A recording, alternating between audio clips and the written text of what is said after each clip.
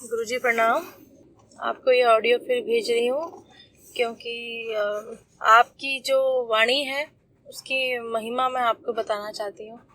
वैसे तो बताने मैं क्या बताऊंगी आपको, मगर कि आपकी जो वाणी है और जिस वाणी से आप प्रभु के प्यारों का, प्रभु के चाहने वालों का चरित्र सुनाते हैं।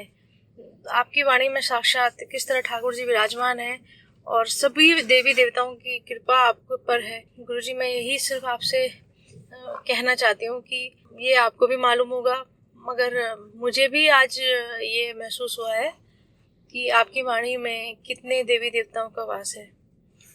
हुआ ये कि मैं आज आपकी चरित्र सुन रही थी सुबह, और ज़्यादातर तो मैं अकेले में ही सुनती हूँ, मगर आज मैं अपना कार्य करते हुए ही सुन रही थी। तो ये नहीं कह सकती थी कि बहुत विशेष ध्यान लगा के मैं सुन रही थी, अकेले कमरे में बैठी थी, आसन लगाया हुआ था या प्राणायाम कर रही थी। इस बार तो मैं कुछ भी नहीं कर रही थी, मैं केवल अपने कमरे में खड़ी थी, अपने कमरे में ही थी, और पीछे से आपका चरणामृत चल ही रहा था। तो सुनते सुनते जब वो व्याख्यान आया कि भगवान भोले शंकर साक्षात प्रकट हुए, जो आज का आपका व्याख्यान है उसमें भगवान भोले शंकर साक्षात प्रकट हुए, और प्रकट होने के बाद उन्होंने कहा कि मेरी भक्ति का जो फल है वो तुझे राम नाम की भक्ति में दे रहा हूँ। तो ये बात जो आपने बताई, ये बात बिल्कुल सत्य है। मतलब मैं आपको ये अपने से भी कह रही हूँ कि ये बात जो आपने बताई है, ये बात बिल्कुल बिल्कुल सत्य है। मैं सभी सुनने वालों के लिए संदेश दे रही हूँ, स्पेशली कि जो भी भक्तों का चरित्र सुनते हैं, उन्हीं सभी को मैं संदेश देना चाहती हूँ। मतलब जो आपने कह दिया तो समझो वो चीज़ हो गई, और बात बिल्कुल सत्य है।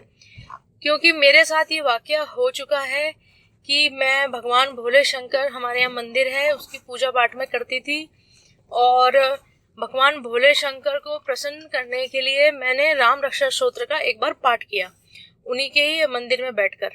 और क्योंकि मुझे लगा कि भगवान भोले शंकर को मैं क्या चढ़ाऊं, और जब भी मैं सामान लेके जाती, जल और शक्कर वगैरह जो भी सामान चढ़ता है भगवान भोले शंकर की शिवलिंग के ऊपर, वो सब सामान लेके जाती तो कोई ना कोई एक सामान हमेशा रह जाता था।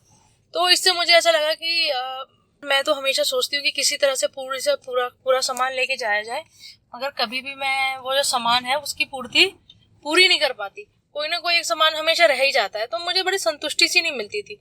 तो मैंने सोचा कोई एक ऐसा उपाय निकालती हूँ जिससे भगवान भोले शंकर को हर एक वो चीज चढ़ जाए जो उन्हें प्रिय है, और मतलब उसके लिए मुझे ज्यादा कुछ करना भी ना पड़े।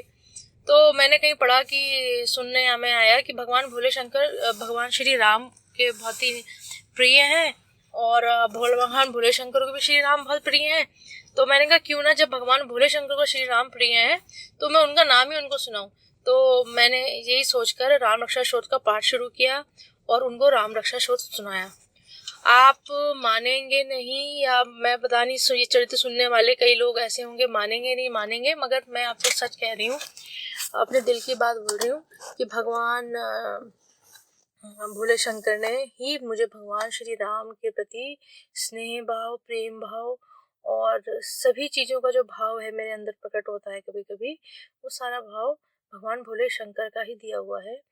कि मेरे जैसा इंसान जो कभी सोच भी नहीं सकता था भगवान श्री राम के प्रति स्नेह के बारे में, उस इंसान के हृदय में भगवान का प्रेम प्रकट कर दिया है, और वो केवल केवल भोले शंकर जी की कृपा के कारण हुआ है।